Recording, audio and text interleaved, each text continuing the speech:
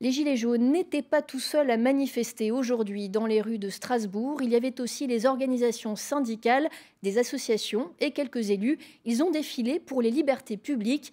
D'abord, tous d'accord, ils étaient des centaines à se rassembler place Kléber. Mais la manifestation n'est pas restée unitaire jusqu'au bout. Récit Sylvie Malal et Odile Barthélémy. Des drapeaux rouges et des gilets jaunes. Aujourd'hui, ils se sont trouvés une cible commune, la loi anti-casseurs. Une loi qui fait l'unanimité contre elle. Résultat, gilets jaunes et syndicats, côte à côte. Bon, on n'est pas anti-syndical ni anti-parti, bien que la plupart d'entre nous on fasse des critiques à l'égard de ces organisations, de ces associations. Je pense que les Gilets jaunes font bien plus peur au pouvoir, à Macron et à son monde, que les organisations traditionnelles. Ils sont donc environ 700 à se diriger vers les quais.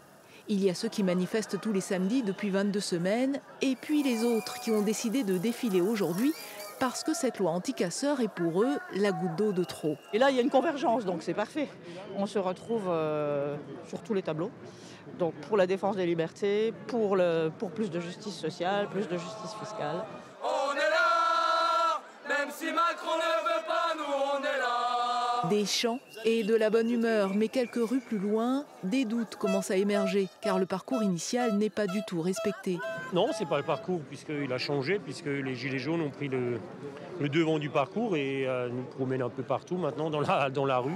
Nous, on va s'arrêter là, le prochain, je pense à la place des Halles, on va s'arrêter, on va demander à nos militants de sortir des rangs. Là, au niveau des orgas, on arrête la manifestation là, évidemment. Moi, je n'ai pas la bonne info. Justement, je suis embêtée parce que certains arrêtent et certains continuent. Moment de flottement parmi les manifestants. C'est un cortège finalement diminué de moitié qui atteint les abords de la gare. La place est barrée par les forces de l'ordre.